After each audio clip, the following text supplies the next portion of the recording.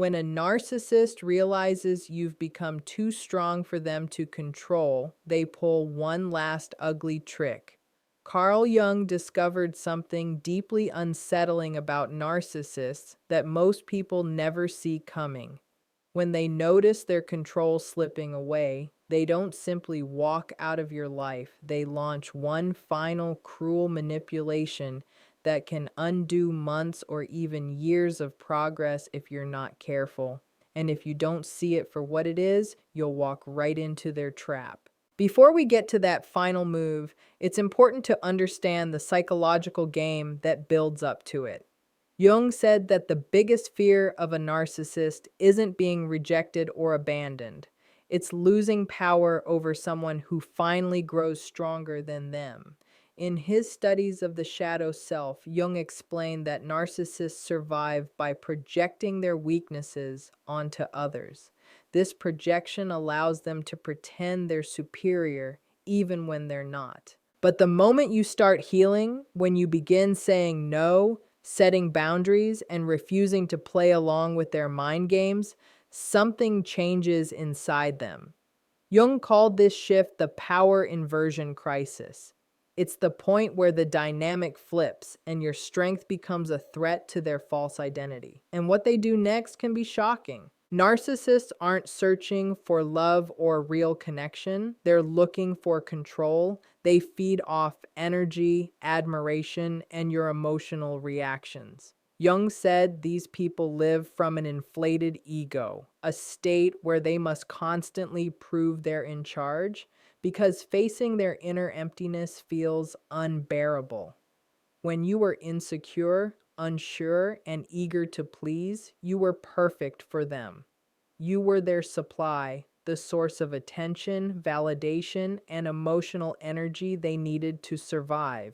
But when you stop chasing their approval and begin trusting your own judgment, you become dangerous to their illusion. You no longer fit the role they wrote for you. That's when they bring out the psychological weapon Jung warned us about, something he described as projection warfare. When they realize they're losing control, they don't just gaslight you or play the victim anymore. They go for something deeper. They attack your growth itself. They try to turn your progress into something ugly. Jung explained that this stage is a direct assault on your individuation, the process of becoming your true self. At first, they used to insult your weaknesses. Now they'll attack your strengths. They'll say things like, "You've changed, and not in a good way. You used to be so kind. Now you're selfish. Success has made you arrogant. You think you're better than everyone now." But here's the part Jung found most chilling. These aren't random insults.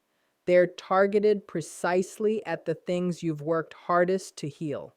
If you learn to set boundaries, they'll accuse you of being cold. If you found your voice, they'll say you're rude. If you built confidence, they'll claim you're full of yourself. Jung called this strength shaming, a tactic designed to make you doubt the very qualities that set you free. And when this doesn't work, they reach for something even more manipulative. Jung discovered that when strength shaming fails, narcissists use what he called nostalgic manipulation. This is where they start romanticizing the old version of you, the version that was easier for them to control. They'll say things like, "Remember how fun you used to be? You were happier before all this self-help nonsense. I miss the person you used to be. We were great together before you changed." Jung said this kind of talk is like psychological time travel. They try to drag you back into the past to a time when they had power. They don't miss the real you, they miss the controllable you. And if you're not careful, you might start missing that version too, forgetting how much pain it actually caused you. But even that's not their final move. Jung found that when both strength shaming and nostalgia don't work, narcissists will play their most dangerous card, manufactured vulnerability. This is the final dirty trick Jung warned about, and it's the hardest to spot. Narcissists are brilliant at noticing what triggers your empathy. They know exactly what kind of pain story will make you drop your guard. Just when you found peace and stability, they suddenly crumble. Out of nowhere, there's a crisis, a health scare, financial problem, family issue, or emotional breakdown. Something perfectly timed to make you feel guilty for pulling away. And Jung said this is no coincidence, it's planned. He found that narcissists keep detailed mental notes about what moves you emotionally, what makes you feel pity, guilt, or obligation. They use that knowledge like a weapon, turning your kindness against you. And sometimes the most disturbing part is that they'll even create the problem themselves. Jung observed that many narcissists deliberately sabotage parts of their own life, relationships, jobs, health, just to draw you back in. They want to prove that no matter how much you've grown, they can still make you care, still make you bend your own boundaries for them. And here's where it gets even darker. Jung said they don't just want your help, they want your strength. They want you to give up the very things that make you strong just to save them. They'll say things like, I know you don't usually lend money, but this is an emergency. I know you need space, but I really need you right now. You're all I have left. Please, just this once. Each just this once is designed to chip away at your healing. They're not asking for help. They're asking you to prove that their importance still outweighs your self-respect. And if you give in, Jung warned, you risk losing everything you've rebuilt. The cruel genius of manufactured vulnerability is that it feels so real. They might actually be struggling, but Jung pointed out that they carefully choose which parts of their struggle to show and who to show it to. They have other people who could help, but they come to you because they know you'll drop everything to fix them. So, how do you protect yourself from this final trick? Jung said the key is something called differentiated compassion. It means you can feel empathy without taking responsibility for someone else's chaos. You can care without rescuing. Jung once said, the privilege of a lifetime is to become who you truly are. When a narcissist tries to pull you back through crisis or guilt, you must stop and ask, is helping them helping me become more of who I am, or is it pulling me away from that? Jung's last insight about narcissists changes everything. He found that they fear your strength not just because it threatens their control, but because it reminds them of their own lost potential, the parts of themselves they refuse to face. Your authenticity mirrors what they could have been if they had chosen growth over manipulation. When you hold your boundaries, when you refuse to shrink or play small just to make them comfortable, you show them what real strength looks like. That's why they fight so hard to pull you back into the old pattern. Your growth exposes their stagnation. But Jung wanted us to remember this. Every time you resist their games, every time you hold firm in your truth, you prove that their power was never real. It was built entirely on your willingness to play along. True strength, Jung said, isn't about being untouchable. It's about recognizing manipulation, calling it by name, and choosing yourself anyway. Because once you see through their tricks, their control dissolves. The narcissist's last dirty move only works if you forget who you are. Once you see the pattern, once you recognize the crisis, the guilt trips, the fake vulnerability, you understand that all of it is just proof of how powerful you've already become. Their desperation is the clearest sign that you've outgrown them. Jung discovered that the exact moment they lose control is the moment you truly begin to live freely. And no crisis, no emotional trap, no guilt trip is worth giving up that freedom again. So, when they try that final move, when they come with tears, chaos, or stories that tug at your heart, pause, breathe. Remember who you've become, because the truth is, you don't owe anyone your strength. You earned it. You fought for it. And once you stop being controllable, no one, not even a narcissist, can take your power away. Thank you for staying until the end of this reflection. If this message spoke to you, share it with someone who needs to hear it today. Stay strong, stay grounded, and never trade your freedom for someone else's comfort. What Carl Jung wanted us to understand most deeply is that narcissists cannot survive without an audience. Their sense of self is built entirely on reaction: admiration, fear, confusion, guilt. When you stop reacting, you take away the very oxygen that keeps their false identity alive. And that's when their mask begins to crack. At first, they'll try to provoke you. They might throw out little emotional hooks, vague comments, subtle insults, or sudden kindness that feels out of place. These are not random moments, they're tests. Jung said that the narcissist's shadow self constantly seeks confirmation that it still has control over your emotions. If you take the bait, even just once, they feel victorious. If you stay calm and detached, they panic. That panic is what drives their final phase of manipulation. When their normal tactics stop working, when guilt, charm, and crisis all fail, they often turn to something Jung referred to as psychic contamination. This is when they try to plant doubt, confusion, or fear inside your mind to make you question your reality again. They may say things like, "Everyone thinks you've changed. People say you're not the same anymore. I don't even recognize who you are." These words are not meant to communicate truth. They're meant to make you feel isolated. Jung said that narcissists, when desperate, will attempt to pull others into their psychological fog, to make you question your progress and crave their approval again. It's not about love, it's about control. The more you heal, the more obvious this becomes. You start to see that the narcissist never wanted partnership. They wanted ownership. Every argument was a performance. Every apology was a strategy.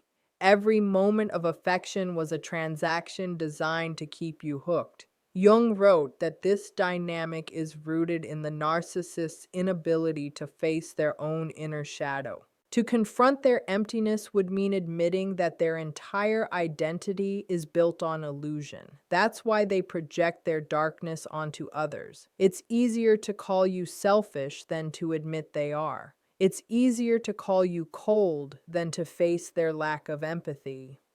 Projection becomes their survival mechanism. But once you see it, you can't unsee it. Jung said that awareness is the first true act of freedom. The moment you realize their words are reflections of their own inner chaos, you stop absorbing their poison. You begin to see that what they describe in you is actually what they refuse to see in themselves. And that's where your real power begins. The narcissist doesn't know what to do with someone who no longer reacts. When you no longer defend yourself, explain yourself, or try to fix their perception, you break the cycle. Your silence becomes your shield. Your peace becomes your protection. Jung said that in every relationship, there comes a point where silence speaks louder than words.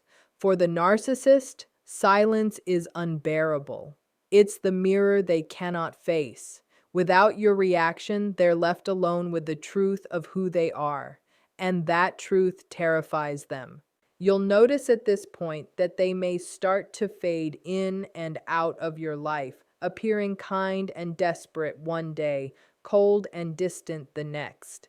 This push-pull is another form of control. Jung referred to it as the fluctuation of the false self. They keep changing masks, hoping one of them will pull you back in. But you've already changed. The healing process has taught you to recognize manipulation not as a reflection of your worth, but as proof of their fear. Their chaos no longer feels like your responsibility. It feels like what it always was, their unfinished work. Jung explained that the human journey is about integration, bringing light and shadow together. Narcissists, however, refuse this process. They split themselves into two parts: the perfect image they show the world and the hidden shadow they dump on others. When you stop carrying their shadow for them, you force them to face it alone. That's why they often label you as the problem. It's their defense mechanism. By painting you as unstable, selfish, or uncaring, they protect their fragile ego from collapse. Jung said that this projection is not personal. It's psychological self-preservation. But knowing that doesn't make it easy. You'll still feel the sting of their words. You'll still question if you did something wrong. But over time, you'll start to see that their accusations always follow a pattern. Every time you grow stronger, they find a new way to make you doubt it. Every time you rise, they try to pull you down with confusion, guilt, or shame. That's when you must remind yourself, growth always threatens those who refuse to grow. Your strength shines a light on everything they've tried to hide. And while that light might scare them, it's also what sets you free.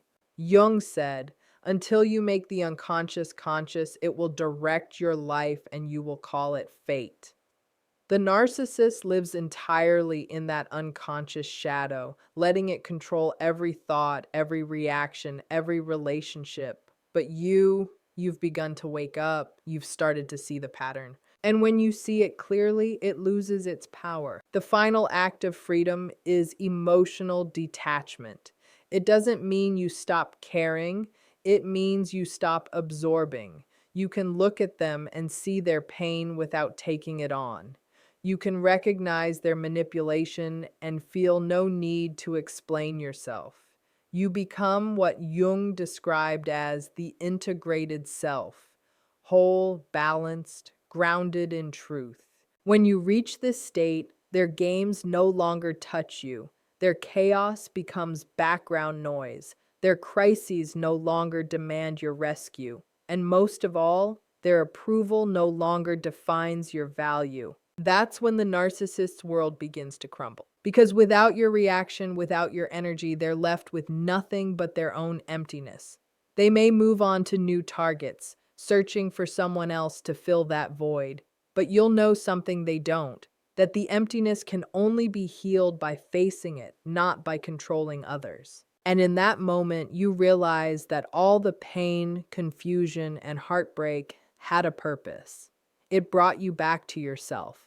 Jung said that the journey of healing is not about becoming invincible, it's about becoming real. You no longer need to prove, perform, or please. You simply exist as your authentic self. That's the life they could never understand. A life rooted in truth, not illusion. So when you look back on everything you've survived, know this. The fact that you can see the pattern now means you've already won.